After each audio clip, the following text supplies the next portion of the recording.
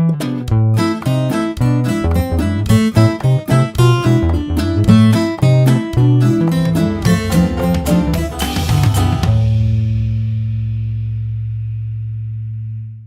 nombre es Ana Urquiola, soy docente del INPI ya hace 6 años.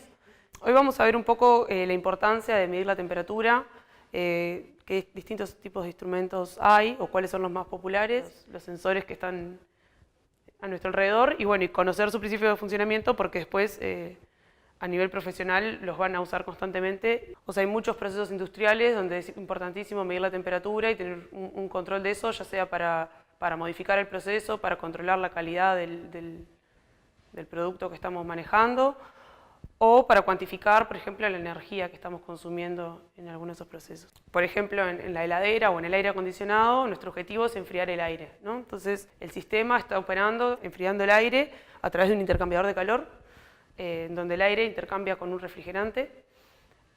Usualmente el refrigerante va por dentro de unos tubos y por fuera el aire circula y el sistema opera hasta alcanzar la temperatura de aire deseada. Una vez que alcanzamos esa temperatura, que el sensor sensa la temperatura, corta el sistema.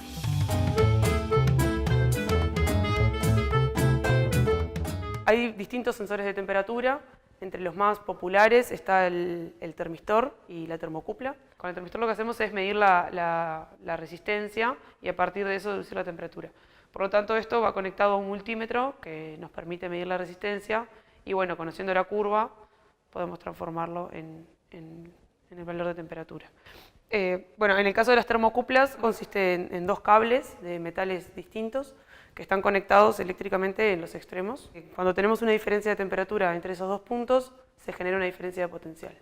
Entonces, pudiendo medir la diferencia de potencial y conociendo la temperatura en uno de los extremos, podemos deducir la temperatura del otro extremo. Lo que se hace es conectarlas a un data logger, que es esta cajita, donde acá tenemos lo que sería la juntura de referencia y esto luego va conectado a la computadora y con un software adecuado se traduce directamente en datos de temperatura.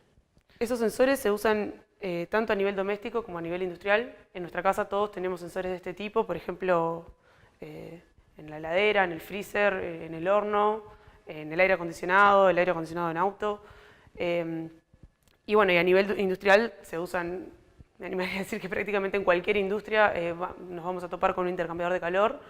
Hay muchos tipos distintos, pero lo importante es que en realidad controlar la temperatura o conocer la temperatura para operar un sistema es algo sumamente usual y que está en todos lados. Tanto una heladera como un equipo de aire acondicionado tienen intercambiadores de calor. Un intercambiador de calor es un equipo para intercambiar calor entre 2 fluidos, usualmente separados por una superficie. Y el objetivo, bueno, es o enfriar uno de ellos o calentar uno de ellos, o en muchos casos el objetivo pueden ser ambos simultáneamente. Hay distintas geometrías de intercambiadores de calor. Los intercambiadores más sencillos son los de tubo en tubo.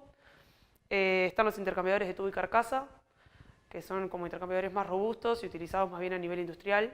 Por ejemplo, en la industria del petróleo, del fuel oil, todo lo que son aceites y derivados del petróleo se suelen enfriar en intercambiadores, o calentar en algunas instancias con intercambiadores de tipo tubo y carcasa. Bueno, después están los intercambiadores compactos, que son intercambiadores donde se tiene mucha superficie de intercambio en un volumen muy pequeño y son más bien utilizados cuando tenemos que enfriar aire o gases. Un poco la idea era ver que los sensores de temperatura están en todos lados, que tenemos sensores de temperatura mucho más cerca de lo que creemos. Capaz que está bueno acercarse un poco y tratar de ver cómo funcionan los sensores que están a nuestro alrededor. Y esta es la importancia de medir la temperatura para poder controlar el funcionamiento de los intercambiadores de calor.